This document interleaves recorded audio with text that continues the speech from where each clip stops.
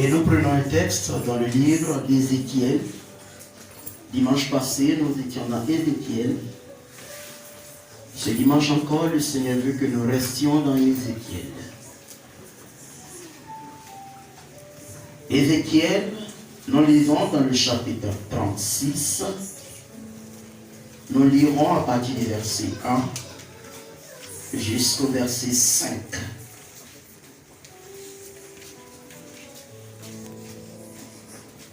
Ézéchiel, chapitre 36,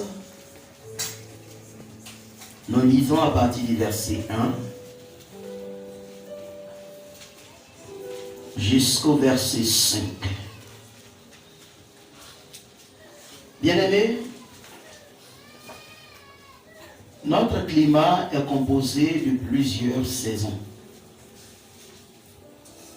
Il y a la saison où il pleut. Et pendant la saison dans laquelle il pleut, la remarque que nous avons faite, ou aussi pour ceux qui en ont l'expérience des cultures chaque année, nous allons nous rendre compte que lorsque nous savons que la saison des pluies approche, et que nous devons faire de nouveaux champs pour pouvoir faire de belles récoltes après, nous commençons par apprêter des parcelles. C'est ça, non? Parce que, bien aimé, si nous partons planter nos plantes, si vous voulez, nos maniocs, nos ignames, tout ce que vous pouvez citer, parmi les herbes, sans défricher d'abord, sans apprêter la parcelle d'abord, nous serons en train de faire un travail à perte. Pourquoi? Parce que lorsque le temps de la récolte viendra, nous n'allons pas pouvoir gagner quelque chose du dur labeur que nous nous sommes donnés en allant planter, en allant ensemencer des parcelles.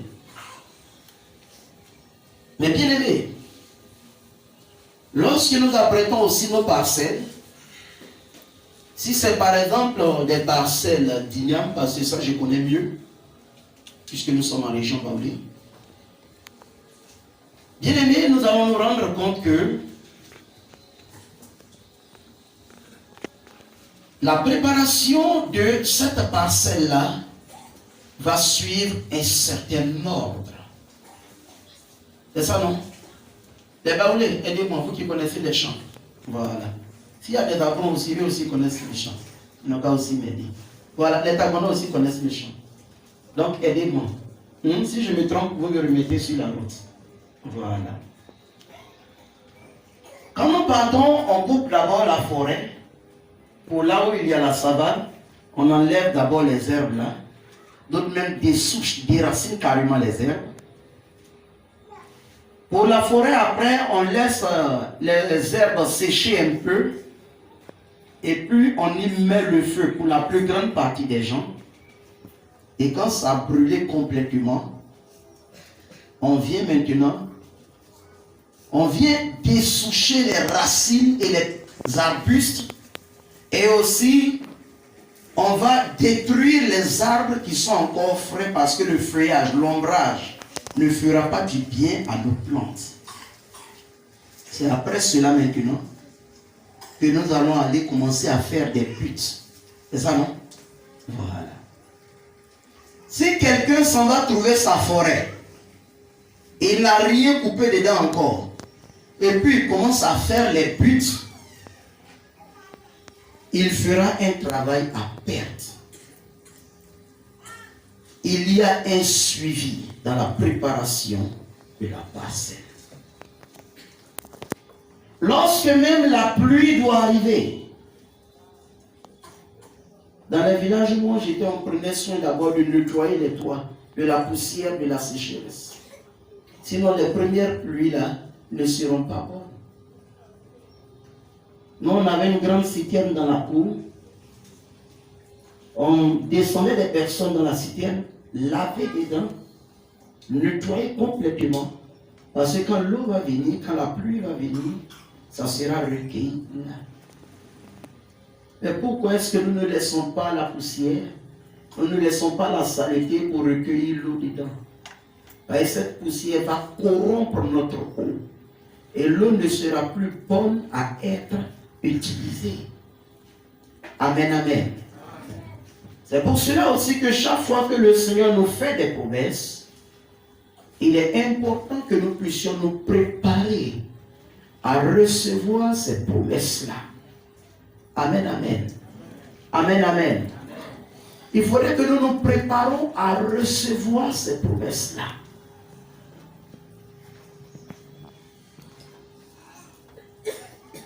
Le Seigneur nous a dit quoi?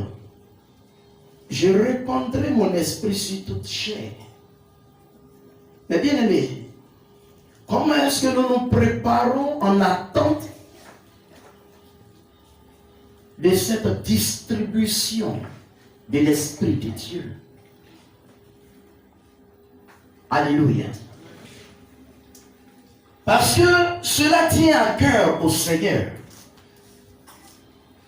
Cela lui tient à cœur de pouvoir reprendre les choses là où l'Église les avait laissées. Là où les serviteurs de Dieu les avaient laissés. Parce qu'aujourd'hui, si le Saint-Esprit, son action a disparu de nos églises et de notre monde, les 80 à 90% de responsabilité incombent nous, les serviteurs de Dieu. Mais le Seigneur désire reprendre les choses là où ça a été arrêté. Amen. Lisons notre texte de base dans le livre d'Ézéchiel, le chapitre 36, le verset 1 à 5. Nous lisons. Et toi, fils de l'homme, prophétise sur les montagnes d'Israël. Tu diras, montagnes d'Israël, écoutez la parole de l'Éternel. Ainsi parle le Seigneur, l'Éternel. Parce que l'ennemi a dit sur vous,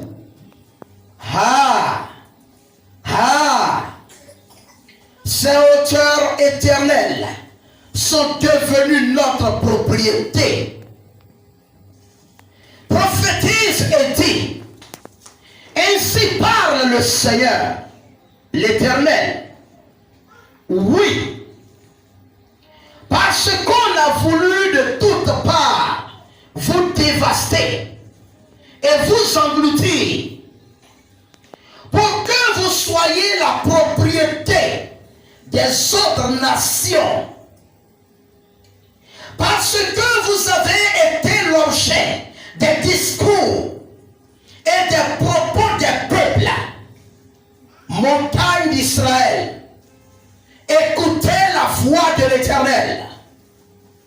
Ainsi parle le Seigneur, l'Éternel, aux montagnes et aux collines, aux ruisseaux et aux vallées, aux ruines désertes et aux villes abandonnées, qui ont servi de proie et de risée aux autres nations d'alentour. Ainsi parle le Seigneur, l'Éternel. Oui, dans le feu de ma jalousie, je parle contre les autres nations et contre Édom tout entier, qui se sont donné mon pays en propriété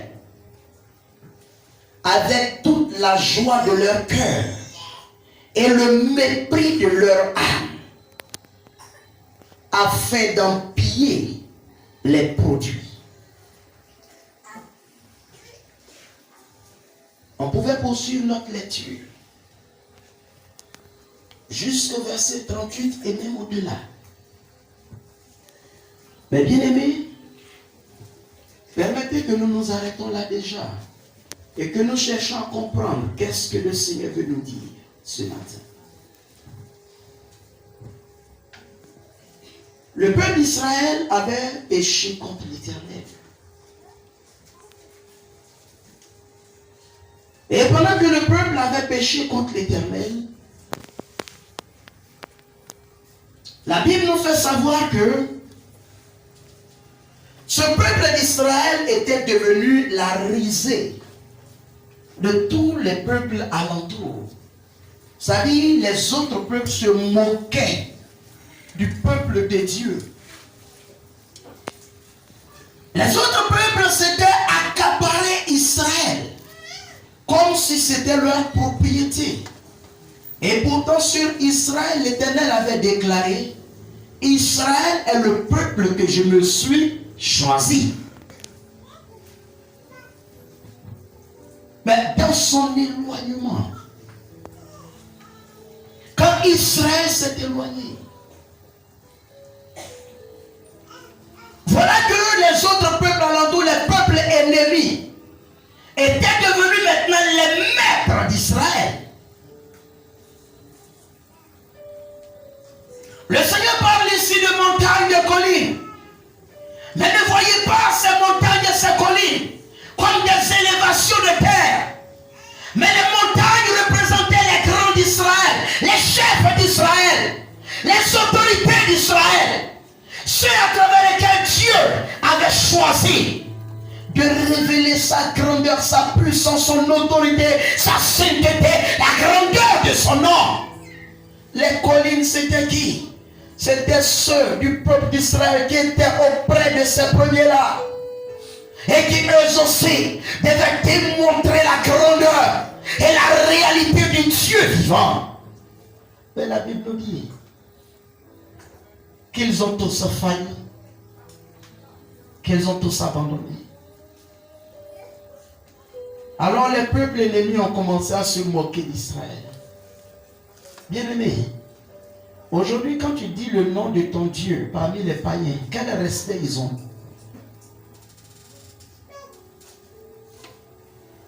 Quel respect?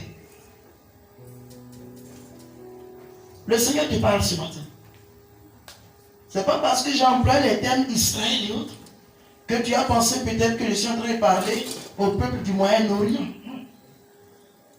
Mais l'Israël spirituel, c'est bien toi. Mais le Seigneur dit quoi?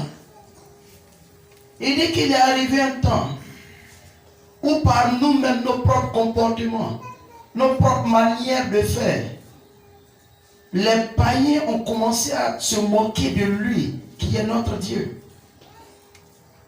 Comment? La tricherie que nous avons eue dans notre commerce, comme les hommes du monde, comme les païens. Les dessous de table que nous avons donnés, comme les païens, dans nos concours.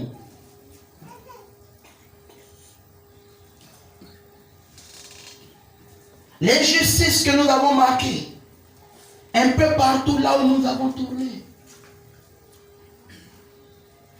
Le Seigneur dit, par ces choses-là, nous ne l'avons point honoré, nous avons souillé son nom.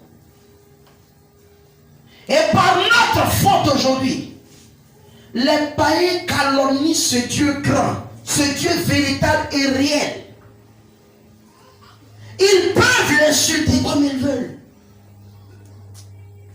Ils peuvent lui dire du n'importe quoi. Ils peuvent ouvertement dire, et à raison, votre Dieu, je n'y crois point.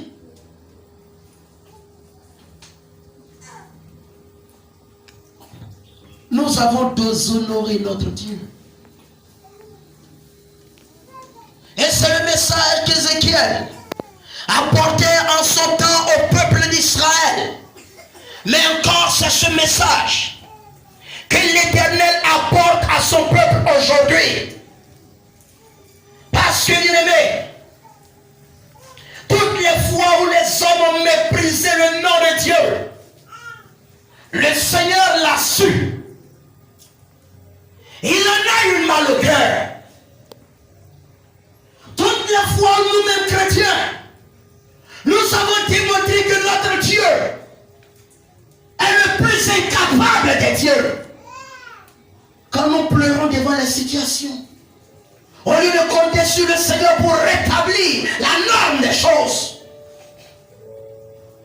quand devant les païens, nous n'avons pas eu le courage de dire mon Dieu interviendra, mais plutôt les propositions qu'ils nous ont faites, allons adorer là, allons rencontrer un tel, en tout cas lui qui jette des coris là, ça ne ment pas.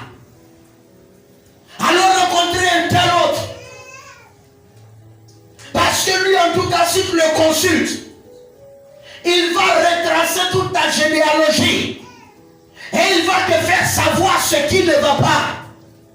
Nous les avons suivis dans ce chemin. Et lorsque nous les suivons dans ce chemin, nous étions en même temps de leur dire que le Dieu que nous prétendons servir est un Dieu incapable. L'idole que vous suivez est le véritable et le meilleur.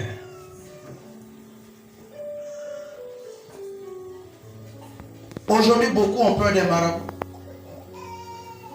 Tu dis le nom de marabout, il reste tranquille en même temps. Tu dis le nom de sorcier, ou tu l'as tué, il ne va pas dormir la nuit.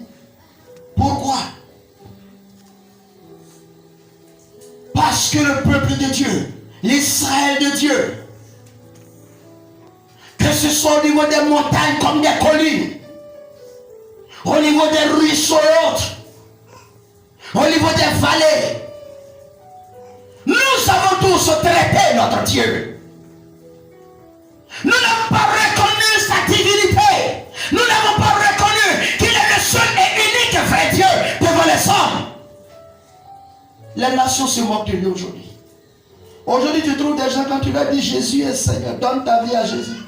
Ils te regardent et puis ils commencent à rire aux éclats. Pourquoi? Parce que c'est toi le même, il t'a vu hier. Pour un besoin de 500 francs, tu étais en train de pleurer à chaudes larmes. Tu étais arrêté dans les rues, tu peux me donner 500 à Dialama et tout cela.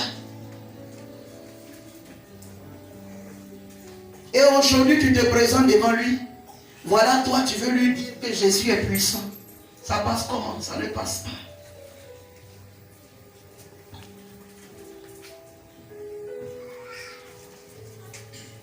L'Éternel en avait donc après son peuple.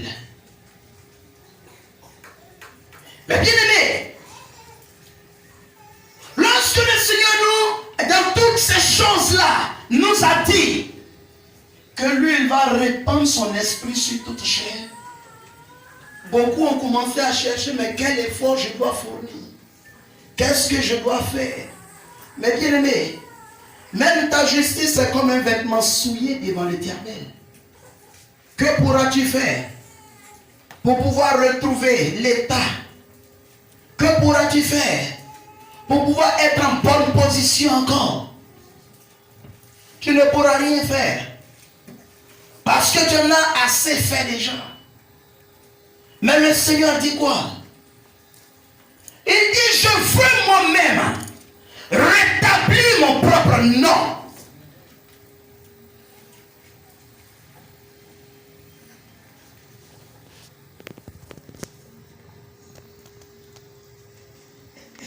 Ce n'est pas toi qui rétabliras le nom de l'Éternel. Il t'a confié son nom une première fois. Tu en as fait quoi? Tu en as fait un tapis pour les menteurs. Tu en as fait un tapis pour les pécheurs. Un tapis pour ceux qui ne le connaissent pas. Mais bien aimé, que pourras-tu faire d'autre pour pouvoir rétablir la situation? Tu ne pourras rien faire. Parce que bien aimé, le péché que nous avons commis est tellement grand, crie tellement haut, tellement fort. Aujourd'hui, d'autres, même quand il parle de je vais aller évangéliser, il est en train de réfléchir. Là où on ne le connaît pas, là, c'est là il veut aller évangéliser. Pourquoi?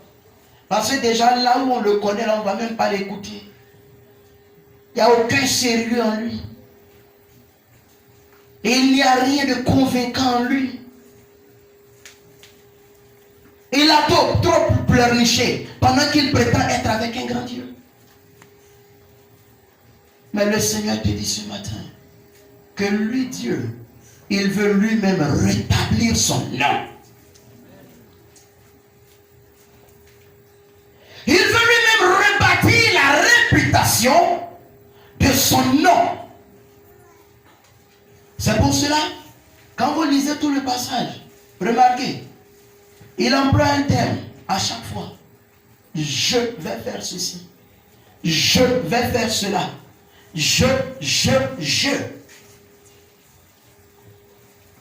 C'est-à-dire que toi, ta participation ne dépendra pas entièrement de ta propre personne.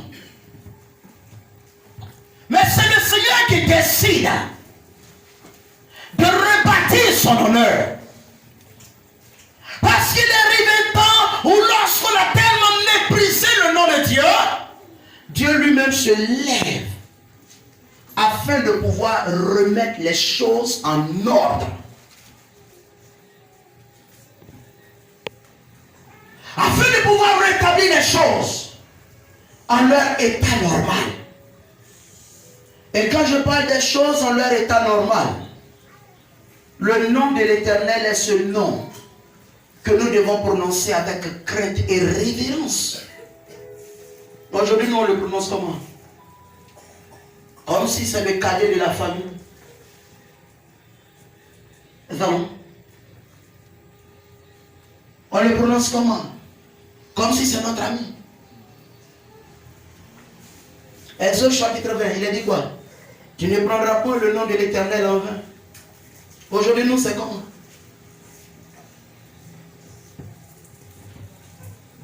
On le prend comment? Le nom de l'Éternel. Nous-mêmes les chrétiens, nous-mêmes qui sommes le peuple de Dieu, nous sommes les premiers à utiliser le nom de Jésus dans nos causeries et nos plaisanteries. Et puis comment voudrions-nous que lorsqu'il y a danger, nous prononcions ce nom-là et que ce nom-là nous délivre? Le Seigneur dit que nous avons souillé son nom. Israël a souillé son nom. Il n'y a pas son grand, il n'y a pas son petit. Tout le bon est dedans. Mais il dit en même temps que lui, Dieu, il a pris une décision. Il a pris un engagement. Et cet engagement-là, c'est de remanifester sa gloire. De révéler à nouveau que ce nom-là est un nom tellement puissant que lorsqu'il est prononcé, même les puissants des ténèbres sont ébranlés complètement. Et que ce nom, lorsqu'il est prononcé en un endroit, le sorcier n'a plus sa place là. Les démons n'ont plus leur place là. Satan lui-même n'a plus sa place là.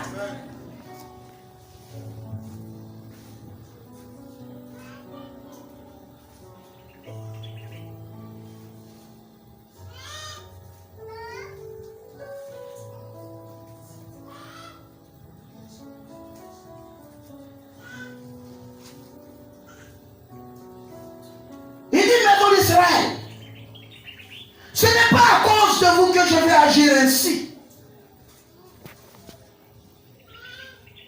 C'est à cause de mon nom qui est saint que vous avez profané parmi les nations où vous êtes allés.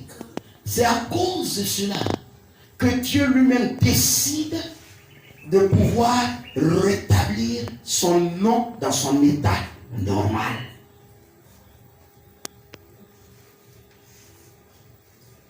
Lorsqu'il nous dit, je répondrai mon esprit, beaucoup certainement ont commencé par penser, ah vraiment, nous, on est devenus forts. Hein? Nous, on a évolué. Nous, on a trop avancé. Nous, on est devenu quelque chose. On est devenu grand, on est devenu ceci, cela. Voilà, Dieu lui-même dit, il va répandre son esprit. Mais bien aimé, il m'a dit, prends ce texte et dis à mon peuple, que ce n'est pas à cause d'eux que je veux rétablir mon nom. Ce n'est pas à cause d'eux que je veux répandre mon esprit, mais à cause de mon nom qui est saint et qu'ils sont souillés. Je veux redonner sa sainteté à ce nom-là, son ampleur à ce nom-là. Voilà pourquoi je décide de répandre mon esprit.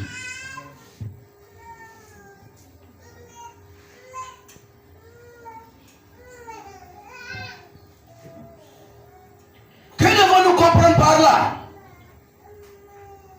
Nous devons comprendre que si le Seigneur veut nous utiliser comme des instruments et des vases dans la manifestation nouvelle de cette gloire, c'est purement et simplement par grâce. C'est pas parce que tu le mérites. Mais c'est une grâce qu'il te fait de pouvoir te compter comme un instrument pour faire rééclater sa gloire, non seulement dans cette ville de Boaké, mais aussi dans ce pays qu'est la Côte d'Ivoire, mais encore pour aller plus loin en Afrique et dans le monde entier.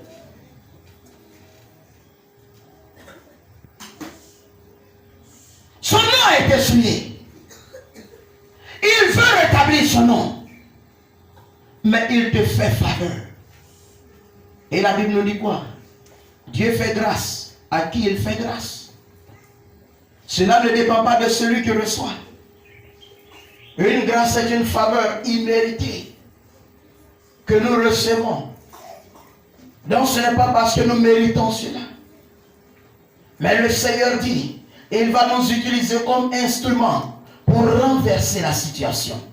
Aujourd'hui, beaucoup se permettent de baffer devant vos temples. Ils viennent sur les carrefours, même à la porte de l'église, venir déposer des sacrifices. Vous pensez que c'est normal? C'est pas normal.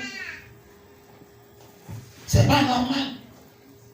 Parce que lorsqu'il vient se tenir là, quelle que soit l'heure, il devait se rendre compte qu'il y a un Dieu puissant qu'on adore là. Mais parce que nous avons souillé le nom de l'Éternel, parce que nous avons livré l'Éternel en pâture au monde païen. Aujourd'hui, beaucoup, ils viennent, bon, on va prier pour que tous les démons qui sont là sortent. Mais bien aimé, je te pose la question. Pendant que ton Jésus se trouve en endroit, toi tu penses que le démon peut se tenir là encore? Mais pourquoi nous acceptons et pourquoi faire vérifier aussi? Parce que tout simplement, nous-mêmes, nous avons souillé le nom de notre Dieu.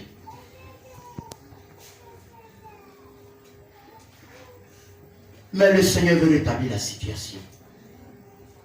Et il dit que ce serait une grâce qu'il t'accorderait de pouvoir faire partie de cette mise en œuvre-là pour pouvoir rétablir les choses. Mais toi, tu as le choix. Tu peux accepter comme tu peux refuser. Mais je voudrais te dire une chose. Une grâce excellente comme cela, ça ne se refuse pas. Parce que c'est un honneur que le Seigneur nous fait. C'est une faveur qu'il nous fait. Pour nous demander d'être participants. Pour nous dire que nous devons entrer en grâce avec lui. Pour pouvoir être encore les mêmes instruments qu'il va utiliser. Souvenez-vous, le peuple d'Israël qui a quitté l'Égypte. Quand ils sont arrivés dans le désert, le Seigneur leur a dit quoi? Il leur a dit, tout le peuple qui a quitté l'Égypte, vous allez tous mourir dans le désert. Vous allez tous mourir dans le désert. Sauf Josué et Caleb. C'est les deux qui pourront aller jusqu'en Canaan. Mais pour toi ce matin, le Seigneur te dit, c'est vrai, tu as raté, tu as failli, tu as manqué, tu as échoué. Mais lui, Dieu, pendant que lui-même veut prendre les choses en main, il veut t'utiliser encore comme un instrument pour prendre les choses en main. Oh bien-aimé, pour répandre Dieu aura besoin de pouvoir nous apprêter, nous préparer. J'ai dit que c'est une grâce. Tu peux dire, moi je n'en veux pas. Tu peux dire aussi, moi je suis d'accord. Mais si tu dis que tu es d'accord, n'oublie pas que la première fois tu as échoué. Cette deuxième fois, prends les choses au sérieux pour que ça puisse réellement glorifier Dieu. Amen. Alors nous savons qu'il y a des conditions qui doivent être réalisées et accomplies en nous. Et lorsque ces conditions seront réalisées et accomplies, c'est à ce moment-là que nous pourrons bénéficier de l'Esprit de Dieu en nous. Et ainsi, nous allons être transformés et cela va nous permettre d'atteindre certains objectifs qui vont rebâtir le nom de Dieu dans sa réputation. Lisons le verset 34, du moins 24, du chapitre 36 toujours.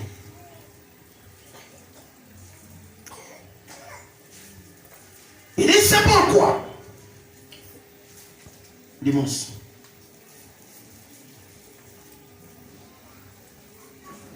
Voilà. Je vous retirerai d'entre les nations.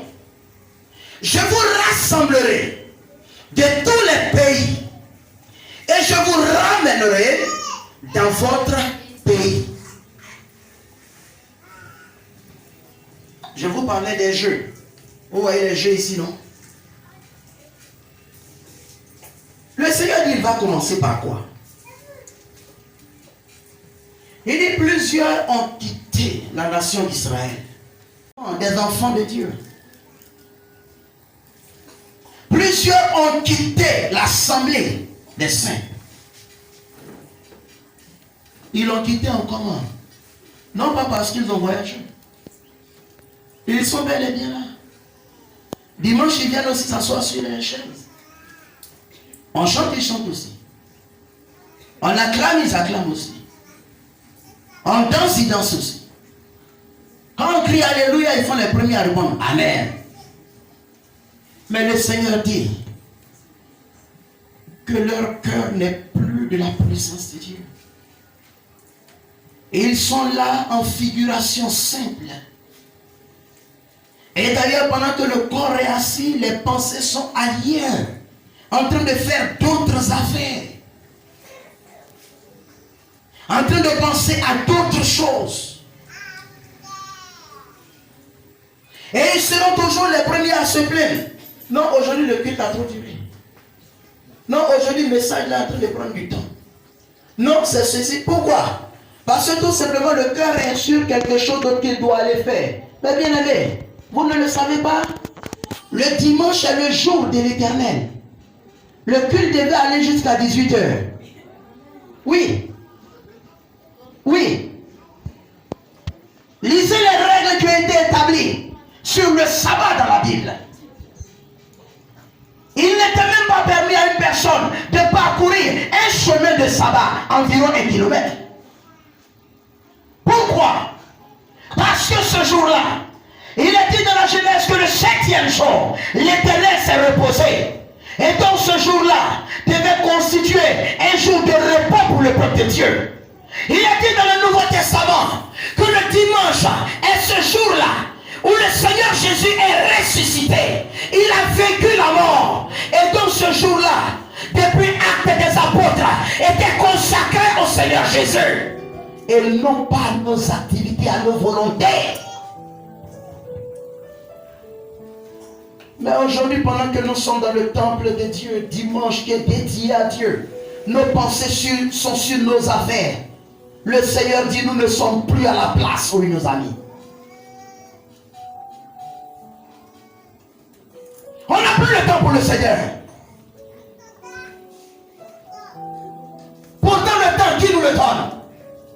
Celui qui a couché au cimetière actuellement, il parle de temps.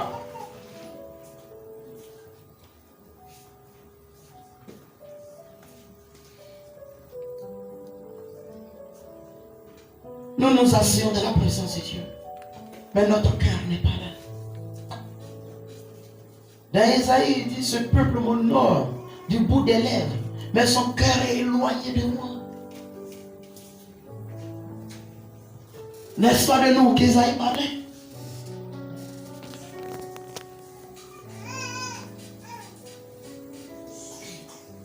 Dans quelle position est notre cœur? Quand nous prétendons être dans la présence de Dieu. Et cela nous a poursuivis jusque même dans nos moments de prière individuels. À la maison, quand on s'assoit au moment où on va se rendre compte là, on est en train de penser au marché du mercredi, c'est qu'on va payer là-bas. On est en train de penser à ce qu'on va manger à midi, à ce qu'on va manger le soir. À qu'est-ce qu'on va vêtir.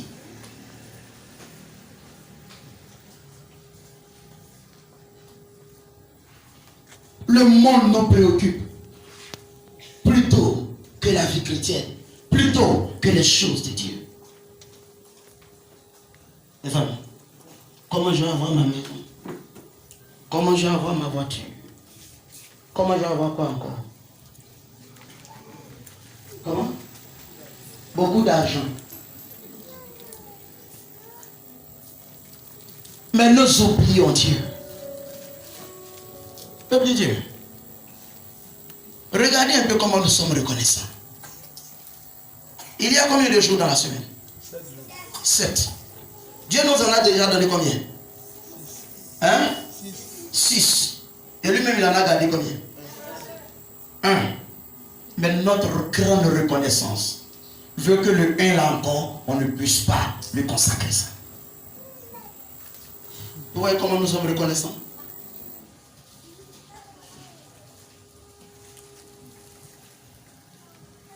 C'est de la méchanceté. Dieu qui a créé ces jours, lui qui nous les a donnés, il dit je vous donne 6. Moi je prends 1. On dit d'accord, on a pris les 6, on a mis en bouche.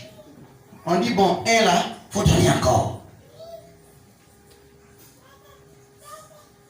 Pourtant vous ne savez pas ce que vous ratez. Si le dimanche on le consacre réellement au Seigneur, il y a des grandes bénédictions qui y sont. Parce que là, nous avons reconnu que notre Dieu est notre maître. Et lui aussi, il agira en notre faveur, en tant que maître.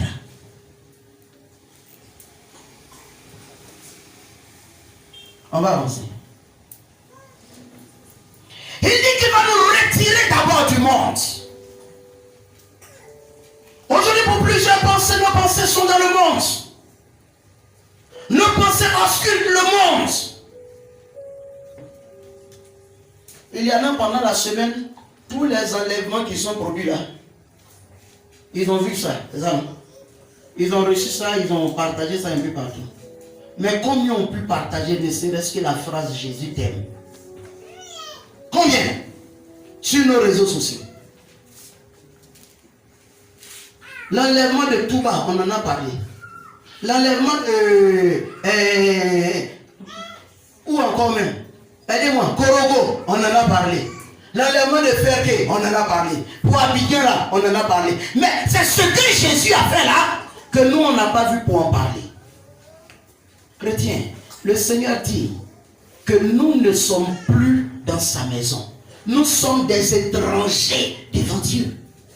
Il dit nous sommes dispersés à travers le monde.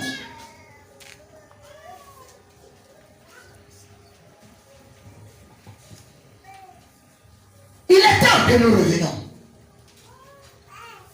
Et il dit que lui-même va nous faire revenir en Israël. Il dit lui-même, il va nous retirer des différents peuples où nous sommes éparpillés. Parce que quand nous sommes éparpillés comme cela, nous ne constituons plus un peuple.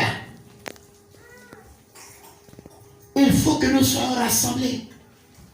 Souvenez-vous, quand Israël avait été dispersé par la première et la deuxième guerre mondiale, Israël qui était une nation a disparu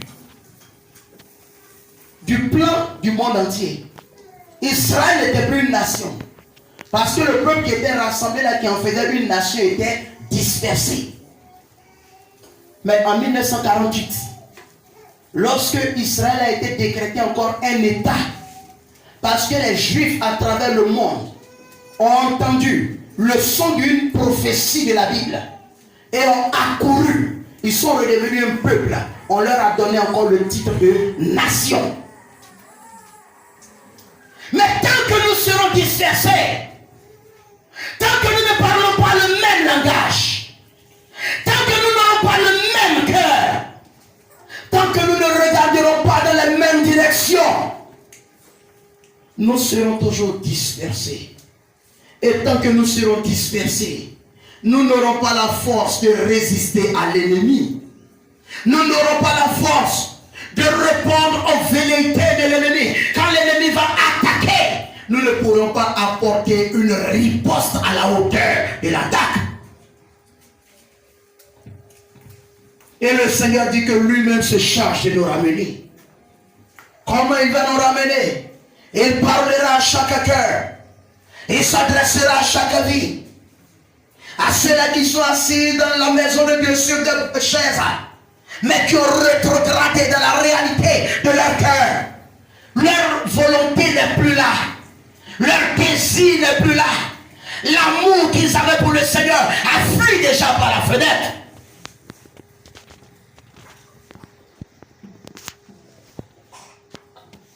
Le Seigneur dit, je vais les faire revenir. Ce n'est pas un homme qui va te dire reviens. Mais c'est le Seigneur lui-même qui a te dit reviens. Mais bien aimé, je connais ce Dieu. Il y avait cet homme-là. Le Seigneur lui a dit, serre-moi. Il dit, moi, je ne te sers pas. Pourquoi? Parce qu'il avait un travail à l'usine. Et il était dans son travail à l'usine. À plusieurs reprises, le Seigneur lui dit, serre-moi. Et il dit, non, je ne te sers pas. Et au début, c'était eux qui ramassaient les cannes à sucre là pour entrer dans l'usine là-bas. On dit, bon, on t'a augmenté le grade. Et là, voilà. Seigneur, je t'ai dit, tu dis d'aller. Je ne fais pas. Voilà. On m'a augmenté le grade. Premier jour, il a pris service d'augmentation de grade. C'est lui maintenant qui devait faire descendre les cannes à sucre là dans la machine. Il prend canne à sucre là, il met dans la machine là, ça attrape sa chemise, ça fait entrer sa main, ça coupe sa main.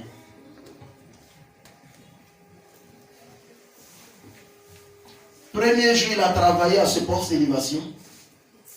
Le même jour, on lui a donné un document de licenciement. On dit, bon, tu as un bras maintenant, tu vas prendre quoi pour soulever canne à sucre là, mettre là-bas.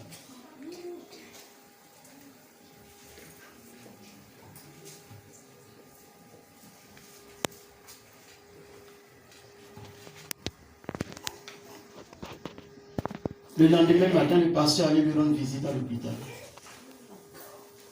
Quand il a ouvert les yeux, il a vu le pasteur. Il dit, pasteur, il voulait même descendre. Il dit, mais tu es descendu quoi? Il dit, non, pasteur, tu es le mettre à genoux. Tu es le mettre à genoux. Dieu là, j'accepte maintenant. Tu as eu un bras, c'est maintenant tu acceptes.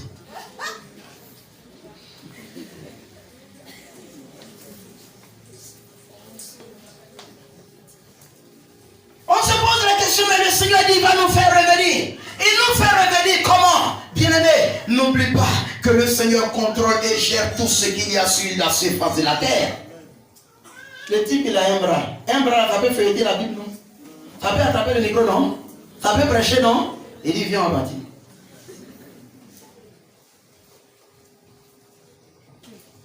Il dit, moi-même, je vais les contraindre à revenir. Je vais les ramener sur leur territoire. Parce que sur leur territoire, ils doivent se mettre ensemble pour servir le Dieu grand.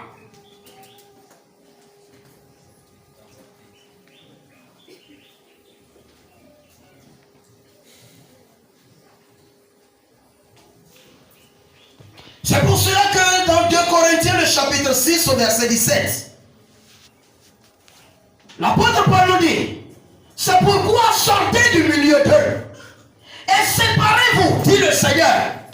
Ne touchez pas à ce qui est impur, et je vous accueillerai.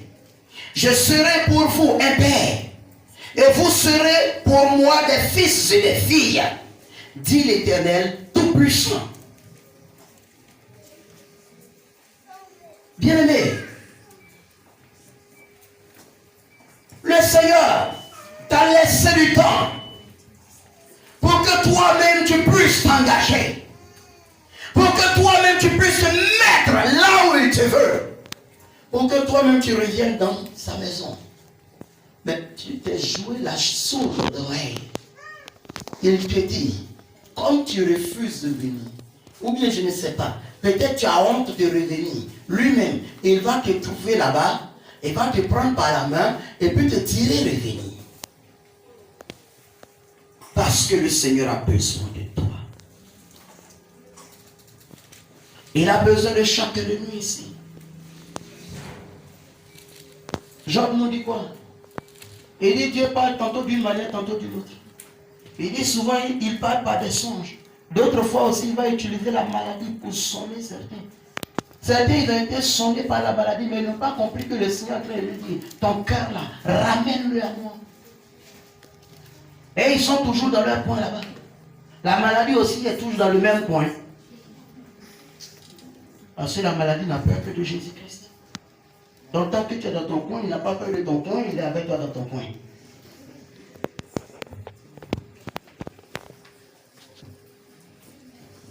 Avançons. Il poursuit au verset 25.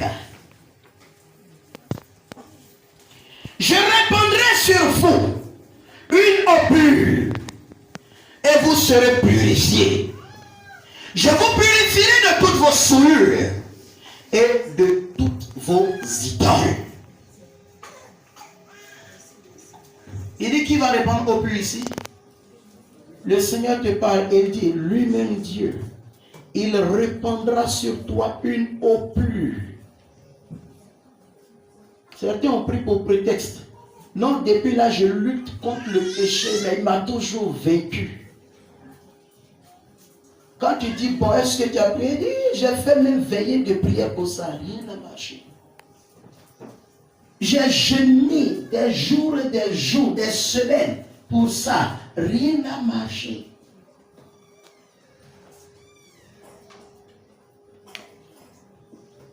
Quand tu dis, mais est-ce que... Ouais, pasteur, j'ai déjà fait ça. J'ai fait, mais rien n'a marché. Le Seigneur t'annonce une bonne nouvelle. Et il dit, quand il t'aura ramené, lui Dieu, il va prendre une eau pure. Ce n'est pas comme l'eau, souvent on prend dans Seridaga et puis on s'assoit, on verse sur les pieds, les mains. Non, il dit une eau pure. Certains certainement sont en train de se poser la question comme la femme samaritaine. Mais le puits est long, tu n'as pas puisé, tu puises l'eau là comment? Le Seigneur te dit, d'une eau pure, lui, il va te laver. Et quand une eau pure là-haut, s'il vous plaît, son eau est encore plus pure. La Bible déclare quoi? Jésus a été crucifié sur la croix. Et pendant qu'il était accroché sur la croix, le soldat a pris quoi? Une lance. Il a percé son côté. Deux choses sont sorties. Premièrement, du sang qui est sorti. Deuxièmement, de l'eau qui est sortie. Cette eau servira à la purification de tous ceux-là qui sont encore souillés. L'eau pure qui sort du cœur de l'Éternel. L'eau pure qui découle du sacrifice de Jésus-Christ. Oh, le psalmiste avait très bien compris ça. Il dit purifie-moi et je serai pur. Parce que bien aimé, il n'y a que l'Éternel qui puisse te purifier pour que tu sois pur. Souvent nous on dit on s'en se laver. Mais notre eau là, ça contient tellement de souillure que quand on finit là, on a l'impression qu'on est propre, mais on a mis encore autre chose de plus grave sur nous-mêmes. Mais l'eau qui sort de Jésus-Christ.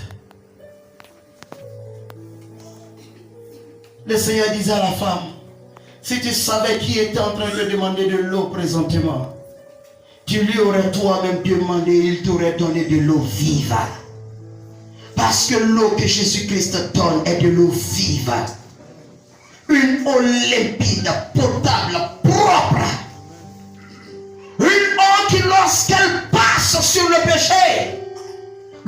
péché est ôté complètement. C'est pas moi qui le dis. Jean-Baptiste l'a dit à ses disciples. Il dit, voici l'agneau de Dieu qui ôte le péché de l'humanité. Et par ailleurs, dans l'explication, il nous a dit quoi? Dans Hébreu, que le sang des boucs qui servait aux expiations dans l'Ancien Testament, ce sang ne faisait que couvrir le péché. Ça veut dire que le péché est toujours là. Il peut toujours faire effet. Et là où il est implanté. Mais le sang des boucs ne faisait que couvrir cela. Mais le sang de Jésus, l'eau pure, potable qui sort de Jésus, quand ça passe sur le péché, quel que soit le nom du péché, quelle que soit l'ampleur du péché, quelles que soient les pactes qui ont permis à ce péché de s'établir là, quels que soient les temps de combat que tu as menés contre ce péché, quels que soient les temps de défaite que tu as essuyé dans le combat contre ce péché, la Bible dit, quand l'eau qui sort de Jésus passe par là, le péché est enlevé. Le péché est ôté complètement. Le péché est déraciné. Il ne lui reste plus aucune trace, aucune racine là où il était implanté. Et le Seigneur me charge de te dire que c'est lui-même qui va te purifier. Ce n'est pas toi qui auras de faire des soucis. Je vais me purifier comment? Je vais passer combien d'heures de prière? Je vais passer combien de temps de jeûne? Non, ce n'est plus nécessaire. Parce que c'est le Seigneur même qui décide de te faire grâce. Et il dit, je fais grâce à qui je fais grâce. Cela ne dépend pas de celui qui répond, ni de celui aussi qui demande. Parce que bien aimé, quand Dieu lui veut faire grâce, même, c'est un exemple que je prends, même si tu as tué ton père et ta mère en leur tranchant la tête, Jésus-Christ, quand il purifie, tu es purifié. Quelle que soit la noirceur de ton péché, quelle que soit l'horreur de ton péché, quelle que soit la laideur, l'affrosité de ton péché, quand Jésus-Christ pardonne, c'est pardonné. Quand Jésus-Christ purifie, c'est purifié. Et le diable et ses démons ne voient plus de traces de péché pour encore t'accuser.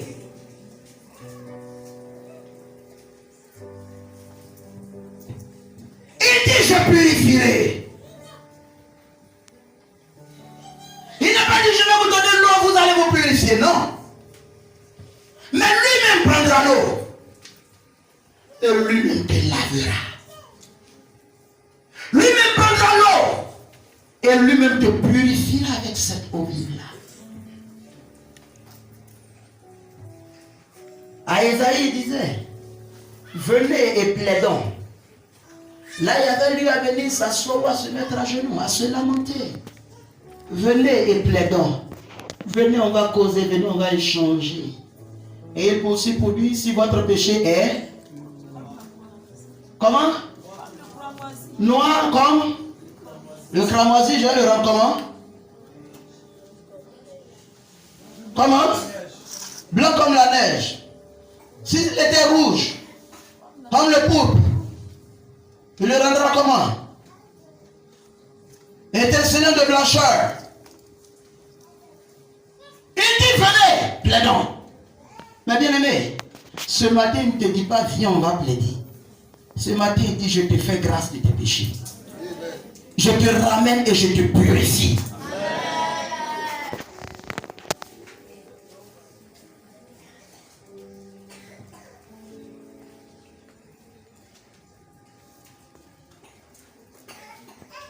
Il dit, je purifierai de toutes vos souillures.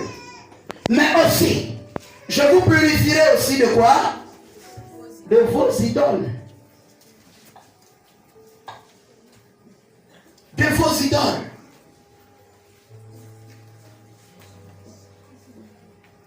Il a dit à son serviteur, parle-leur de leurs idoles. Le serviteur les a regardés de haut en bas. Il dit non, mais ils n'ont pas d'idole. Il dit non, Ce peuple a ses idoles cachées dans son cœur.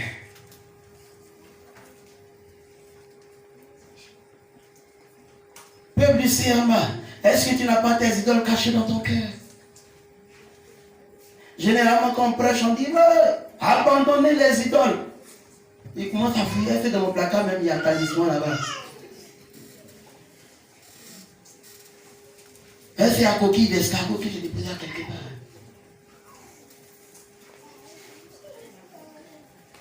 Est-ce qu'il y a ceinture de sécurité et tout ça?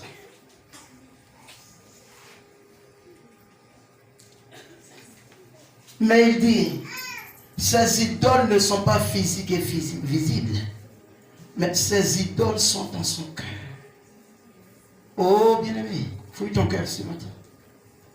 Qu'est-ce qui occupe la place dans ton cœur? Qu'est-ce qui occupe la première place de ton cœur? Qu'est-ce qui occupe la place de Dieu dans ton cœur? Qu'est-ce qui pourrait t'empêcher de pouvoir venir à ta rencontre avec le Seigneur? C'est ça. Ce qu'on n'aime plus que Dieu. C'est ça l'idole qui est cachée dans notre cœur.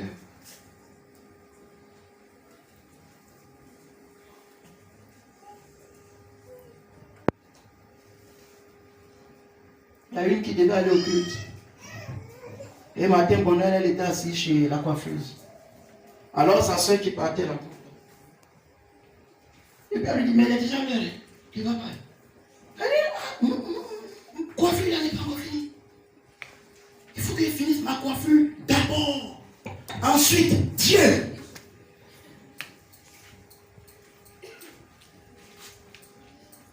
Tenez-vous bien. Quand elle a fini la coiffure, même à 10 h où elle s'amenait, elle a attaché foulard dessus, personne n'a vu. Jésus ne l'a pas vu.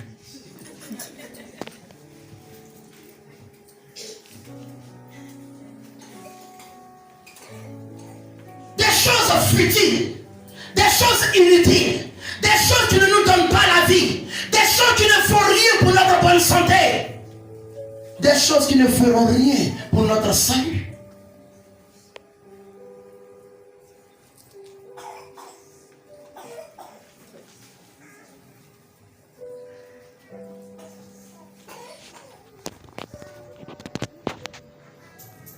L'idole, c'est tout ce qui prend la place de Dieu dans notre cœur. Si ton mari ou ta femme, à cause de lui ou d'elle, tu ne peux pas aller célébrer ton Dieu, c'est lui ou elle qui est devenu ton idole. Si ton enfant, tellement tu l'aimes, tu l'as déposé sur table, tu l'as lavé, tu l'as déposé sur table, à force de le regarder, de le contempler, tu n'es pas allé servir ton Dieu. C'est l'enfant là qui est ton idole. Ça peut être un pain. Ça peut être ta richesse, ton argent. Ça peut être quoi d'autre? Tout ce que tu aimes et qui peut t'empêcher de rencontrer ton Dieu est une idole qui est cachée dans ton cœur. Avant, on voyait beaucoup les idoles, morceaux de bois taillés, déposés, morceaux d'argile faits, déposés. Mais aujourd'hui, les idoles sont dans le cœur. Fouillez le cœur. D'autres vont me dire, moi, chaque jour, je suis à l'heure à l'église. Mais pendant que tu es assis là, si le prédicateur te pose la question après, on a dit quoi dans la prédication? Tu vas lui répondre quoi? Tu ne lui répondras rien. Pourquoi? Parce que tout simplement, pendant que tu étais assis là, l'argent que tu as mis dans l'enveloppe, et puis tu as mis sous ton lit là, ton âme était assise devant là. Pendant que toi tu es assis ici, c'est le lit, tu vois la partie où tu as mis l'enveloppe. C'est là toi tu es assis et puis tu regardes. Pendant que ton frère est assis ici.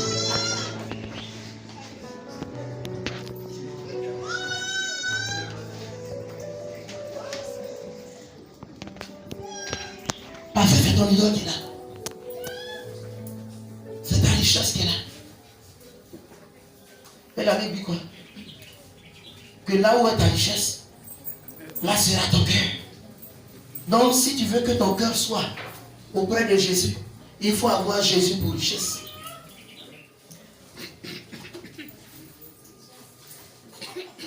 Alléluia. On peut avancer?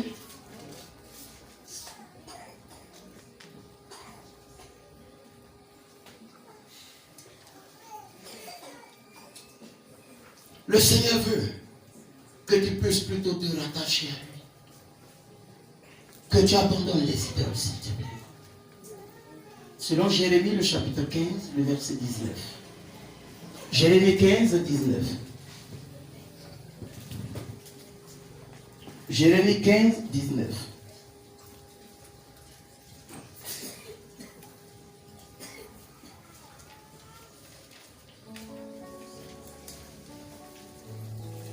Dans Jérémie 15, 19, il dit, c'est pourquoi ainsi parle l'Éternel.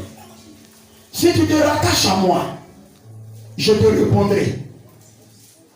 Et tu te tiendras devant moi. Si tu sépares ce qui est précieux de ce qui est vil, tu seras comme ma bouche. C'est à eux de revenir à toi. Mais ce n'est pas à toi de retourner à eux. A répondu Jérémie. Bien-aimé, voilà ce que le Seigneur te dit. D'autres disent, oh, j'ai pris le Seigneur, mais il ne me répond pas. Tu viens de découvrir le secret du pourquoi il ne te répond pas. Il dit de revenir à lui. Quand il va prier les hommes, il va te répondre. 2 Timothée chapitre 2 verset 21. Il dit si donc, quelqu'un se conserve pur, en s'abstenant de ces choses, des souillures, il sera un vase d'honneur, sanctifié, utile à son maître, propre à toute bonne œuvre.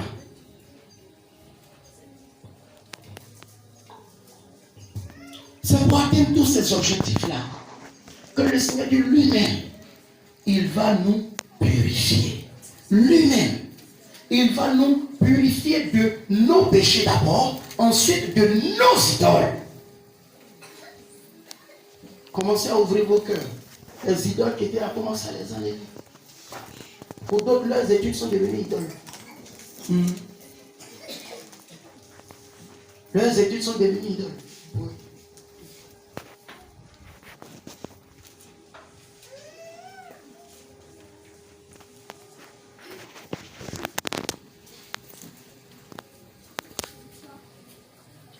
Alléluia.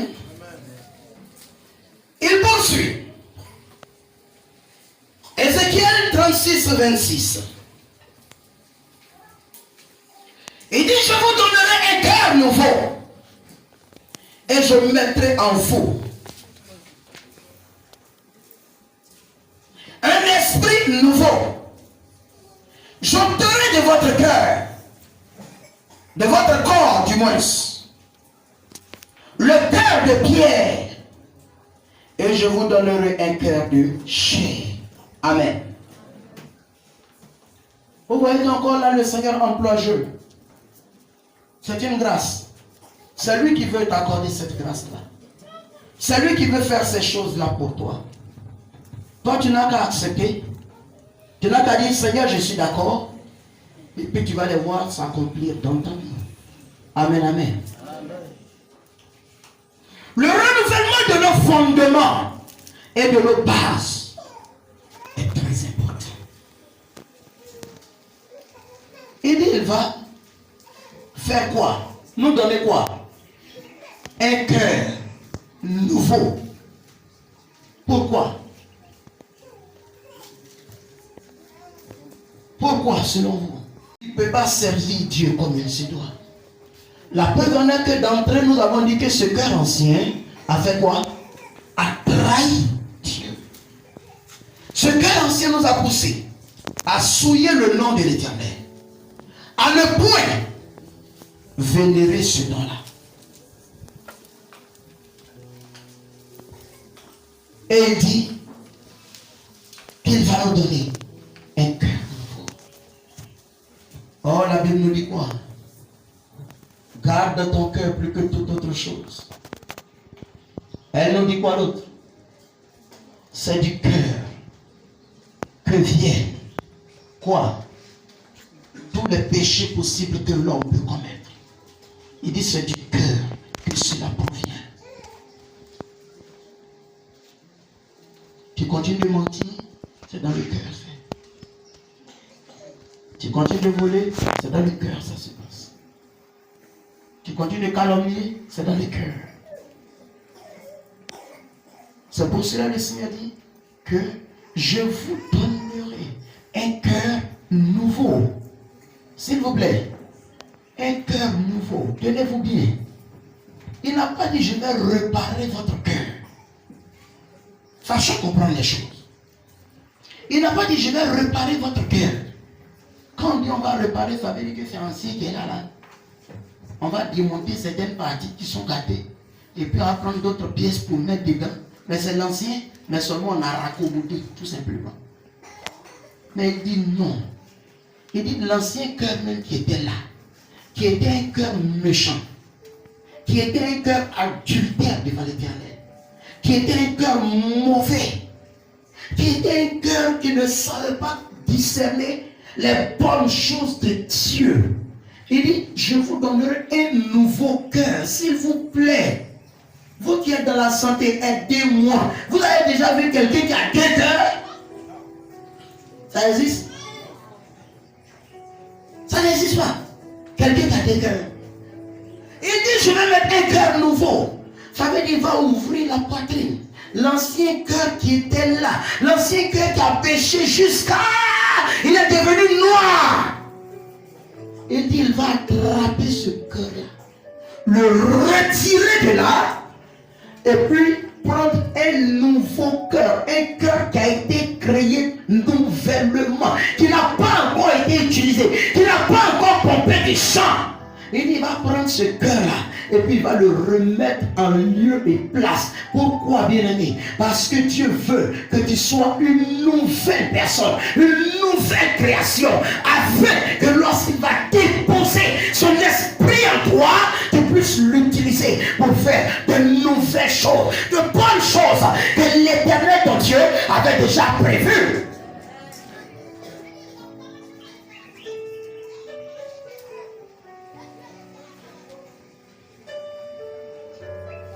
Je vous donnerai un cœur nouveau.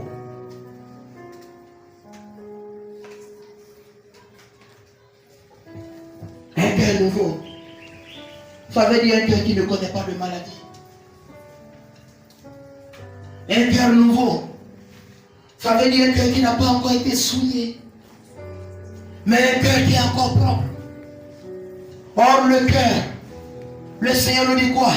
Garde ton cœur plus que toute autre chose. Pour dire que c'est la chose la plus importante dans notre corps. Dans le même passage, après le cœur nouveau, il dit ce n'est pas la seule pièce qui va changer en nous. Il dit je vous donnerai quoi? Un esprit nouveau. L'esprit, c'est notre être même. L'esprit, c'est notre personnalité. L'esprit, c'est ce que nous sommes en réalité. C'est nous dans la vérité. Il dit l'ancien esprit est corrompu. Il a commis péché, repentance, péché, repentance, péché, repentance, péché, repentance. Si c'est un vêtement, on dira quoi? Percer, raccommoder, percer, raccommoder, percer, raccommoder. Et après, quand tu regardes là, plein de taches dessus comme cela. Il dit c'est trop vilain à voir. Souvent quand on raccommode beaucoup comme cela, remarquez, les parties de couture là, ça devient dur comme ça. Et quand c'est dur, ça veut dire que c'est difficile à pénétrer là. Et il dit que lui, comme notre esprit, a été trop raccommodé. Il y a les blessures du passé qui ont été raccommodées dessus. Il y a plein de cicatrices, plein de rancœurs et de rancunes, d'envie de vengeance qui sont là. Il dit, je vous donnerai un esprit nouveau, une nouvelle personnalité. L'esprit qui est en vous avant, je l'attrape, je l'enlève. Parce que lui, il a été déjà marqué par toutes sortes de vilaines et de mauvaises choses. Il dit, je l'enlève de là. Et je prends un nouvel esprit. Certains vont se poser la question, mais comment Dieu lui fait pour avoir l'esprit? Bien aimé, c'est le Seigneur qui crée les esprits, a déclaré la parole de Dieu. Dans Philippiens, il est dit que les choses visibles et les choses invisibles ont été créées par notre Dieu.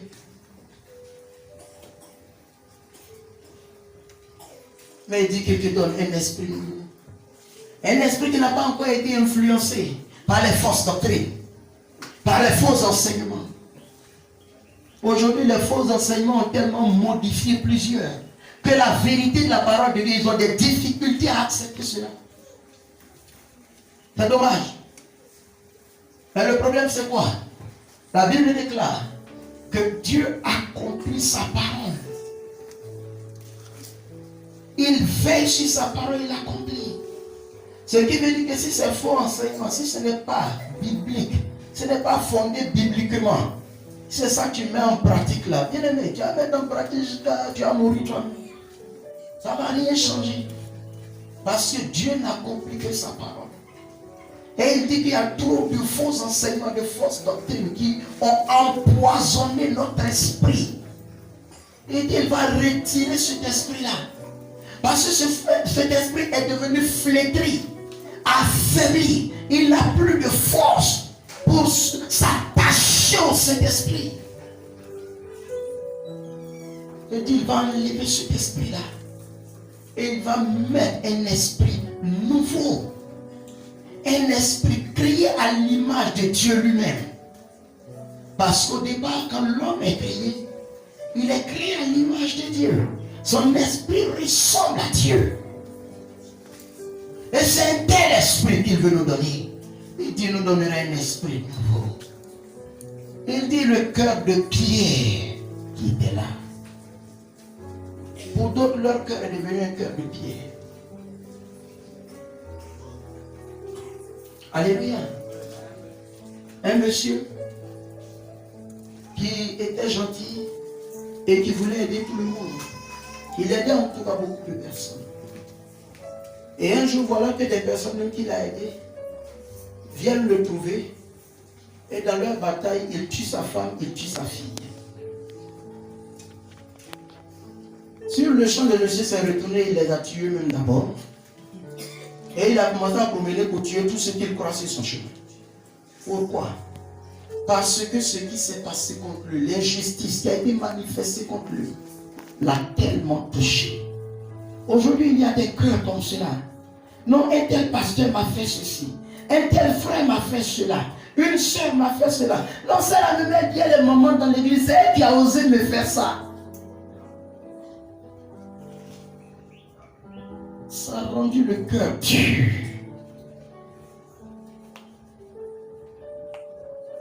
Et quand le cœur devient dur ainsi, on a des difficultés à capter ce que le Saint-Esprit nous communique. Parce que bien aimé, mettez un caillou là et lancez un couteau pour tenter de le piquer. Ça va le piquer, non? Mais ça va entrer. C'est ça? Et qu'est-ce qui va se passer? Ça a frappé le caillou et puis rebondit, tomber à quelque part là-bas. Quand le cœur devient de pierre, quand la prédication vient, ça vient, ça frappe et puis ça rebondit, ça tombe. Quand le cœur devient de pierre, le Saint-Esprit peut nous parler. Mais quand il parle, ça vient, ça frappe notre cœur et puis ça rebondit. Et quand c'est comme cela, pour que notre cœur reçoive une transformation, un changement, ça devient un problème. C'est pas moi qui l'invente. Quand Hébreu me dit que la parole de l'Éternel ressemble à une épée quelconque à deux tranchants. C'est ça, non? L'épée là, il va faire quoi? Un caillou. Il dit nos cœurs sont devenus des cœurs de pierre. Des cœurs qui sont plus sensibles. Des cœurs qui ne peuvent plus être transpercés par la parole de Dieu. Oui. Oui. Il peut envoyer ça à plusieurs reprises, mais toi-même, ça ne te fera pas du bien. Et quand il va envoyer ça à plusieurs reprises, au lieu de que ça transperce ton cœur, Ça va pas transférer, mais ça va disloquer ton cœur. Toi-même, tu ne t'en sortiras pas. Voilà pourquoi le Seigneur te dit qu'en lieu place du cœur de pierre, lui, Dieu, il va enlever le cœur de pierre et puis il va mettre un cœur de chair. Un cœur qui sera sensible désormais à la présence du Saint-Esprit. Un cœur que lorsque le Saint-Esprit va se présenter, il n'aura pas de difficultés à transverser. Il n'aura pas de difficultés à y entrer pour s'y installer.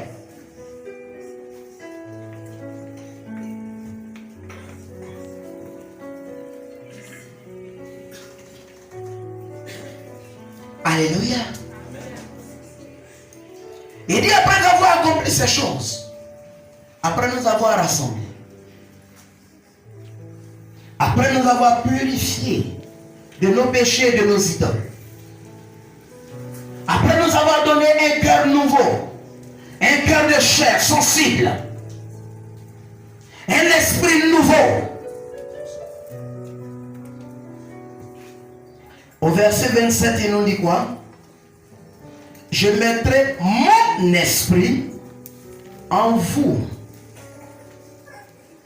et je ferai en sorte que vous suiviez mes ordonnances et que vous observiez et pratiquiez mes lois. Il dit après tout cela, lui Dieu, il va maintenant répandre son esprit en nous. Il fallait des préparatifs.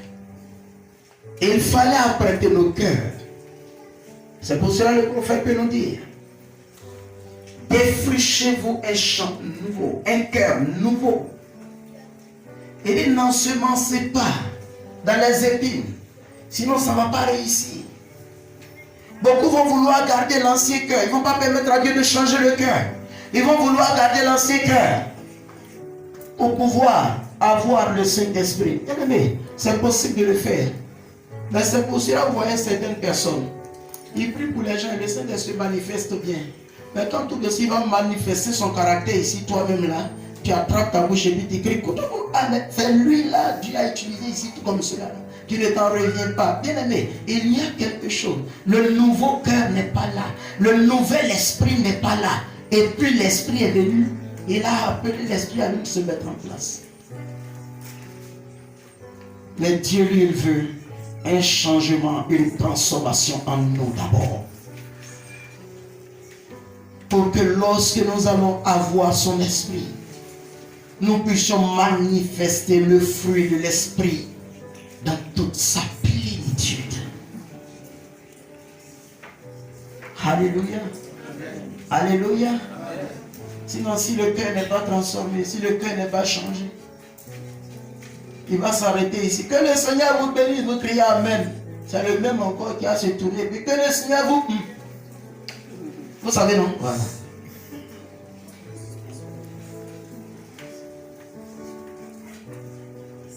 Et dit après cela, je vais mettre mon Saint-Esprit en vous. Vous devez le vouloir simplement. Vous devez aspirer à cela simplement. Vous devez avoir la soif de cela simplement.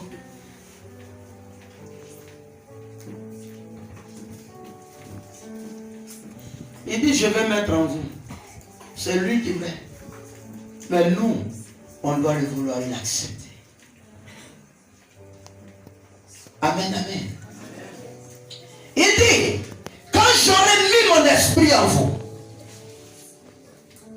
cet esprit va produire certaines choses. Il dit: je ferai en sorte que vous suiviez mes ordonnances. Aujourd'hui, beaucoup de personnes me posent la question: homme de Dieu, mais quand tu as prêché, tu dis on n'a qu'à faire comme ça. Je vois que c'est dur, on fait comment?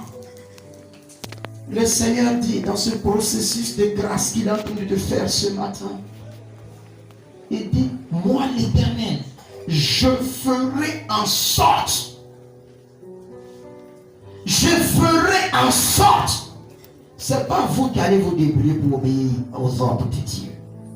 Ce n'est pas vous qui allez fournir des efforts pour pouvoir obéir aux ordres de Dieu.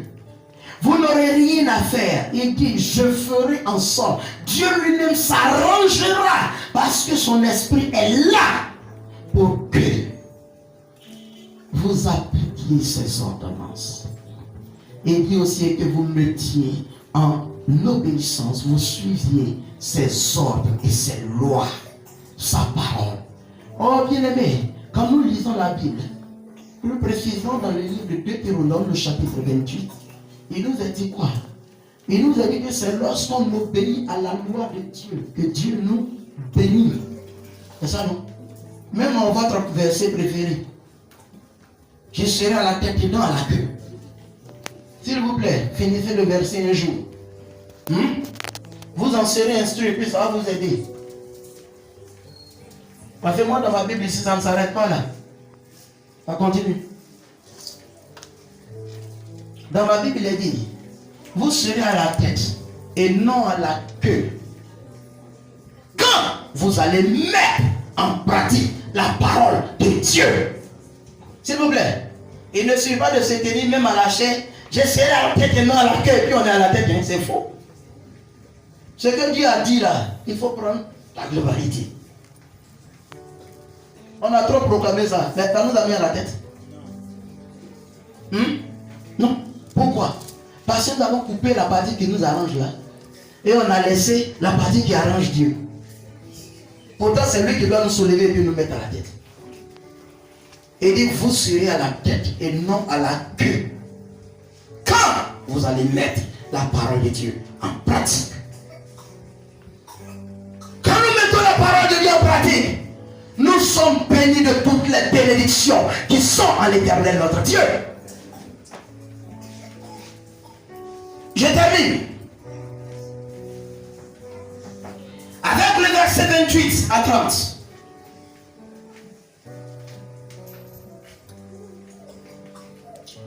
Il dit, vous habiterez le pays que j'ai donné à vos pères. Vous serez mon peuple et je serai votre Dieu. Quand il dit, vous habiterez le pays que j'ai donné à vos pères, c'est simple. Voilà. Ça veut dire tout simplement que les bons héritages que vos pères ont engrangés et accumulés pour vous là, vous allez bénéficier de ces héritages là. Quelqu'un ne va pas pouvoir vous arracher ça. Et quand il dit les héritages que vos pères ont accumulés pour vous, votre père c'est qui? C'est qui? C'est Dieu lui-même, non? Donc l'héritage il t'a réservé là, ça ne pourra pas te rater. Il poursuit. Vous serez mon peuple et je serai votre Dieu. Vous serez mon peuple et je serai votre Dieu. Bien aimé, tu as compris quoi là? Ça veut dire que quand ces choses seront accomplies, rien ne pourra contre toi. Si tu as l'Éternel pour Dieu, il dispose même tes ennemis en ta faveur. Si tu as l'Éternel pour Dieu, qui pourra contre toi? Si l'Éternel est pour nous, personne ne peut contre nous.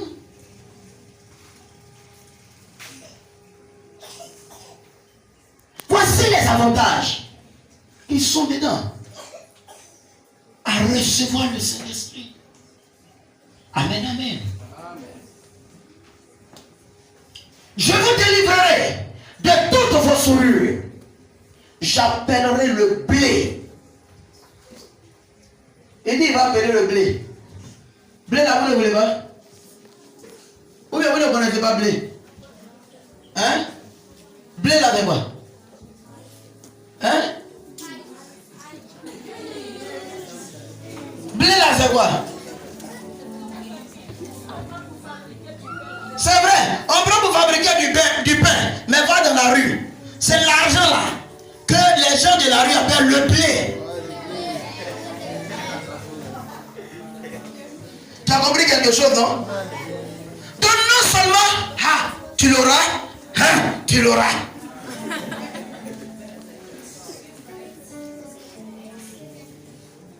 Alléluia. J'ai fait une petite expérience dans le domaine. Je me suis rendu compte que Depuis que j'ai compris que le Saint-Esprit peut faire ces grandes choses-là, je me suis rendu compte que la sagesse en moi s'est décuplée d'une certaine manière. Et souvent des choses même que je n'ai pas apprises. Là, voilà. Je paye mon matériel et quand je fais ça réussit plus que celui-même auprès duquel je vis. Vous avez intérêt pour vous-même à recevoir le Saint-Esprit et en abondance.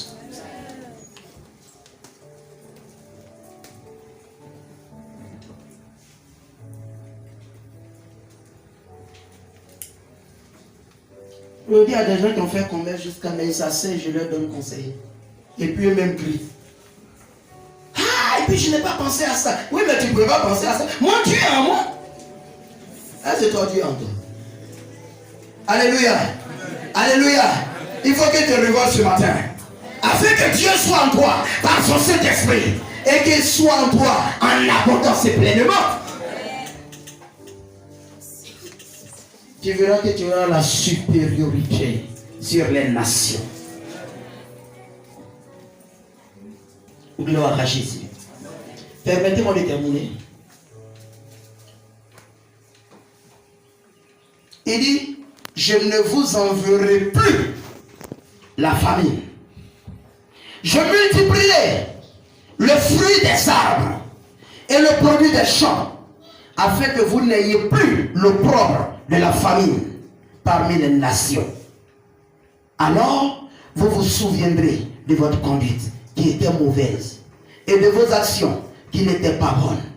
Vous vous prendrez vous-même en dégoût à cause de vos iniquités et de vos abominations. Permettez que je puisse m'arrêter là. Le Seigneur veut répandre son esprit en tout un chacun de nous. Mais pour le faire, il faudrait que notre vie soit préparée à recevoir cela. Et le Seigneur dit que ce n'est pas nous-mêmes qui allons le faire, parce que lui-même déjà a décidé de glorifier son nom. Il a besoin juste des instruments. Il a besoin juste de ta volonté. Et il dit, quand tu manifesteras ta volonté de voir cela s'accomplir en toi, lui Dieu, il va rassembler son peuple des lieux où il était éparpillé. Il dit, quand il les aura rassemblés, il va les purifier d'une eau vive.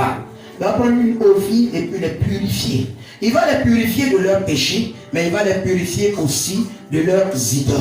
Il dit après cela, il va leur donner un cœur nouveau, un cœur qui ne sera plus de pierre, mais un cœur de chair, un cœur sensible. Il dit, il va remplacer l'ancien esprit qui était là. Il déposera en nous un esprit nouveau. Il dit, après ces choses-là, nous serons renouvelés. Et puisque nous sommes renouvelés maintenant, lui Dieu, il va mettre son esprit en nous maintenant. Et quand il aura mis son esprit en nous, son esprit va nous permettre de mettre sa parole en pratique. Son esprit va nous permettre d'obéir à sa voix. Et quand nous aurons obéi à sa voix, il dit, nous aurons de grandes bénédictions de sa part, que ce soit sur le plan spirituel comme sur le plan physique. Puisse le Seigneur vous bénir.